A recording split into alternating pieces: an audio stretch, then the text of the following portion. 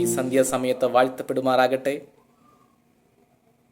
ഈ നല്ല സമയത്തിനായി നന്ദിയോടെ ദൈവത്തിന് വാഴ്ത്തുകൾ അർപ്പിക്കുന്നു. ദൈവം നമ്മളെ എല്ലാവരെയും സഹായിക്കുമാറാകട്ടെ. ഹല്ലേലൂയ. ദൈവം എത്ര നല്ലവൻ. സങ്കീർത്തനം 133 ഇങ്ങനെ പറയുന്നു, എൻ മനമേ യഹോവയെ വാഴ്ത്തുക, എൻ്റെ സർവാന്തരവുമേ അവൻ്റെ വിശുദ്ധ നാമത്തെ വാഴ്ത്തുക. എൻ മനമേ യഹോവയെ വാഴ്ത്തുക, അവൻ്റെ ഉപകാരങ്ങൾ ഒന്നും മറന്നു പോകരുത്. ദൈവം നമുക്ക് ചെയ്തിരിക്കുന്ന എത്രയോ ഉപകാരങ്ങളല്ലേ.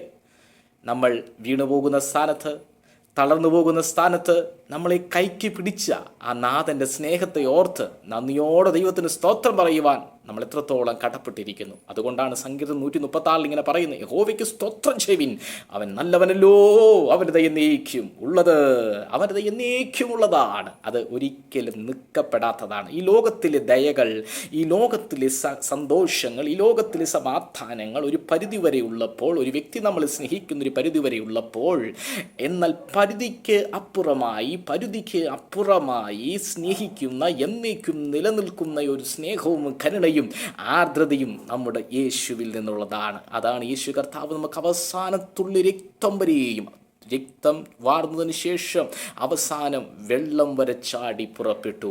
ആ തിരു ശരീരത്തിൽ നിന്ന് നമുക്ക് വേണ്ടി അവസാനത്തുള്ള രക്തം വരെയും ഊറ്റിത്തന്ന ആ കാരുണ്യവാനായ യേശു കർത്താവിൻ്റെ സ്നേഹത്തെ ഓർക്കുമ്പോൾ നമുക്ക് അടങ്ങിയിരിക്കാൻ കഴിയത്തില്ല. നമ്മൾ ഇരിപ്പിലിരുന്ന് ആ സർവശക്തനെ സ്തുതിക്കുവാൻ നമ്മൾ ബാധ്യസ്ഥരാണ്. നമ്മളിവിടെ കടന്നുപോയാലും ആ നാഥൻ്റെ കരം നമ്മളെ ആശ്ലേഷിപ്പിക്കുന്നതാണ്. ചിലപ്പോൾ പ്രതികൂലങ്ങളുണ്ടാകാം, പ്രതിസന്ധികളുണ്ടാകാം, ഹല്ലേലൂയ, പ്രയാസങ്ങളൊക്കെ കടന്നു വരാം. പക്ഷേ ദാവീദ് ആ ദുർഗത്തിലായിരുന്നപ്പോൾ, ദാവീദ് ആ ഗുഹയിലായിരുന്നപ്പോൾ, ഹല്ലേലൂയ, ആരും സഹായിക്കാനില്ലാത്ത സമയത്ത് പോലും ദിവസം പ്രതി ഓരോ വ്യക്തികളെ കൂട്ടിച്ചേർത്ത് ദൈവത്തിൻ്റെ സൈന്യം പോലെ വലിയൊരു സൈന്യമായി തീർന്നു. ദൈവത്തിൻ്റെ സൈന്യം പോലെ വലിയൊരു സൈന്യമായി തീർന്നു. ചിലപ്പോൾ നീ ഒറ്റപ്പെട്ടവനായിരിക്കാം, നീ ഒറ്റപ്പെട്ടവളായിരിക്കാം, ഒന്നും എന്നെ കൊണ്ട് കഴിയത്തില്ലെന്നുള്ള ചിന്തകൾ നിന്റെ ജീവിതത്തിൽ പേറി ജീവിക്കുന്നവളായിരിക്കാം.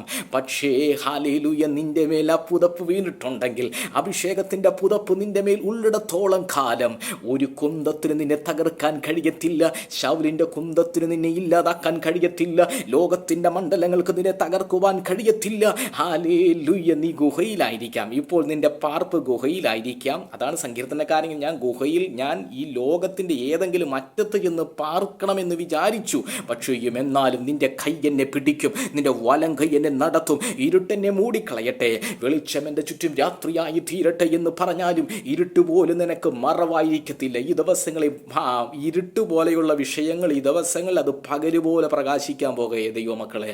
നമ്മുടെ ജീവിതത്തിൽ ഇരുട്ടുപോലെ നിൽക്കുന്ന വിഷയങ്ങളുടെ മേൽ, ഇരുട്ടുപോലെ ഇതിൽ നിന്ന് എനിക്ക് എങ്ങനെ ജീവൻ പ്രാപിക്കുവാൻ കഴിയും, ഇതിൽ നിന്ന് എനിക്ക് എങ്ങനെ മുക്തി പ്രാപിക്കുവാൻ കഴിയുമെന്നുള്ള വിഷയത്തിൻ്റെ മേൽ നിൽക്കുമ്പോൾ അത് പകൽ പോലെ പ്രകാശിപ്പിക്കുവാൻ ദൈവത്തിൻ്റെ ശക്തിക്ക് കഴിയും. പരിശുദ്ധാത്മാവിന് അത് ചെയ്യുവാൻ കഴിയും. നമ്മുടെ ജീവിതത്തിൽ ഇരുൾ മൂടിയ ജീവിതമായിരിക്കാം, പ്രതിസന്ധികൾ ഏറിയ ജീവിതമായിരിക്കാം, എങ്ങനെ ഇതിൽ നിന്ന് ഞാൻ മുമ്പിലോട്ട് കയറുമെന്നുള്ള വാഞ്ച പലതും നമുക്കുണ്ടായിരിക്കാം. പക്ഷെ സങ്കീർത്തനക്കാരൻ പറയുകയാണ്, ഇരുട്ടെന്നെ മൂടിക്കളയട്ടെ, വെളിച്ചം എൻ്റെ ചുറ്റും രാത്രിയായി തീരട്ടെ എന്ന് പറഞ്ഞാൽ ഇരുട്ടുപോലും നിനക്ക് മറവായിരിക്കത്തില്ല. അത് മറവായിരിക്കുവാൻ ദൈവം സമ്മതിക്കത്തില്ല. അത് പകല് പോലെ പ്രകാശിക്കും, പകല് പോലെ. ഈ ദിവസങ്ങളിൽ ദൈവം നമുക്ക് ചിലത് പുതിയ നന്മയ്ക്കായി ചെയ്യുവാൻ പോകുകയാണ്. ഇന്ന് വിശ്വസിക്കുന്നവർ സ്തോത്രം പറഞ്ഞ് നമുക്കിത് സ്വീകരിക്കാം. ഹല്ലേലൂയ. പകലുപോലെ പ്രകാശിക്കും. ഹല്ലേലൂയ. സങ്കീർത്തനക്കാരൻ പറയുകയാണ്, ഇരുട്ടാണ് എൻ്റെ ജീവിതത്തിൽ, പക്ഷേ ഇരുട്ടുകൾ മാറാൻ സമയമായി. അതാ ദാവീദിൻ്റെ ജീവിതത്തിൽ അവൻ ഗുഹയിലാണ്, അവൻ ഇരുട്ടിലാണ്. അവന് നടക്കാനോ അവന് കാണുവാനോ പ്രത്യേകിച്ചൊന്നും ചെയ്യുവാനോ കഴിയാത്ത സാഹചര്യങ്ങളാണ്. അവന് പലതും പ്രതികൂലമായിരിക്കുമ്പോഴും ഹല്ലേലൂയ, അവൻ്റെ മേൽ വീണ ആ അഭിഷേകത്തിൻ്റെ ഹല്ലേലൂയ എണ്ണയുണ്ടല്ലോ, ആ ദൈവിക എണ്ണ ഈ ദിവസങ്ങളിൽ നമ്മൾ സ്റ്റോർ ചെയ്ത് വെച്ചാൽ അത് ഒരു ദിവസം അത് 30, 60, 100 മേനി വിളയുന്ന സമയത്തിലേക്ക് ദൈവത്തിൻ്റെ പരിശുദ്ധാത്മാവിൻ്റെ വലിയ അത്യധികമായ ഒരു വലിയ വിസ്ഫോടനമായി നീ മാറുവാൻ പോകുകയാണ്. ശബര ഹംധുന റിഖല ഹഥനെ ഹല്ലേലൂയ. Hallelujah, hallelujah. വിശ്വസിക്കുന്നുണ്ടോ? നിന്നെ ഒന്നിനും തകർക്കാൻ കഴിയത്തില്ല, നിന്നെ ഒന്നിനും ഇല്ലാതാക്കാൻ കഴിയത്തില്ല. നീ എത്രത്തോളം ഗുഹയിൽ പാർത്താലും, നീ എത്രത്തോളം നിന്റെ ജീവിതം അവസാനിച്ചെന്ന് പറഞ്ഞാലും, ഈ ദിവസങ്ങൾ നിന്നെ പുറത്തു കൊണ്ടുവരുവാൻ താതന്റെ കരത്തിന്റെ ശക്തിയുണ്ട്. ഹല്ലേലൂയ. അതുകൊണ്ട് യെശയ്യാ പുസ്തകം 6-ാം അധ്യായം ഇങ്ങനെ എഴുന്നേറ്റ് പ്രകാശിക്കുക. ഹല്ലേലൂയ, നിന്റെ പ്രകാശം വന്നിരിക്കുന്നു. ഹല്ലേലൂയ. 60-ാം അധ്യായം എഴുന്നേറ്റ് പ്രകാശിക്കുക, നിന്റെ പ്രകാശം വന്നിരിക്കുന്നു. യഹോവയുടെ തേജസ്സ് നിന്റെ മേൽ ഉദിച്ചിരിക്കുന്നു. അന്ധകാരം ഭൂമിയെയും കൂരിട്ട് ജാതികളെയും മൂടുന്നു. എന്നാൽ നിന്റെ മേലോ യഹോവ ഉദിക്കും. ഇരുട്ടാകട്ടെ, ജീവിതം ഇരുട്ടായി തീർന്ന് നമുക്ക് തോന്നാം.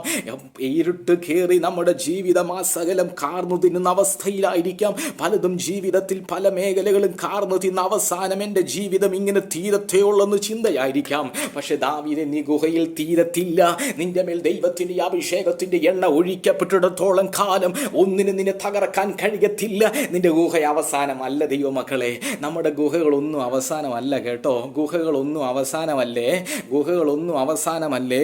ചിലപ്പോൾ ഇപ്പോൾ ഗുഹയിലായിരിക്കാം, ഇപ്പോൾ നടക്കാൻ പറ്റത്തില്ലായിരിക്കാം, പേടിച്ച് വിറച്ചിരിക്കുകയായിരിക്കാം, കാര്യങ്ങളൊന്നും തീർപ്പാകാൻ കഴിയാത്ത വിഷയത്തിലിരിക്കുകയായിരിക്കാം. ഇതിൽ നിന്ന് എങ്ങനെ എനിക്കൊരു മുക്തി പ്രാപിക്കുമെന്നുള്ള വിഷയത്തിലായിരിക്കും നമ്മളായിരിക്കുന്നത്. പക്ഷെ ഇതിന് തീരുമാനമുണ്ടാക്കി നിന്നെ പുറത്തു കൊണ്ടുവന്ന് ദൈവ പദ്ധതികൾക്കു വേണ്ടി നിന്നെ ഹാലേലൂയ ദാവീദ് 10,000 കൊന്നു എന്നുള്ള രീതിയിൽ നിന്റെ ജീവിതത്തിൻ്റെ നിലവാരത്തെ മാറ്റിത്തീർക്കുന്ന വലിയവനായ ദൈവത്തിൻ്റെ പ്രസ്തുത നിലവാരം നിന്റെ ജീവിതത്തിൽ വെളിപ്പെടാൻ സമയമായിരിക്കുകയാണ്. അതുകൊണ്ട് ഹല്ലേലൂയ, പാട്ടുകാരിങ്ങനെ പാടുകയാണ്. ഹല്ലേലൂയ. നിങ്ങളുടെ അരകൾ കെട്ടിയും ഭംഗിയോടെ ദീപം വിളങ്ങിയും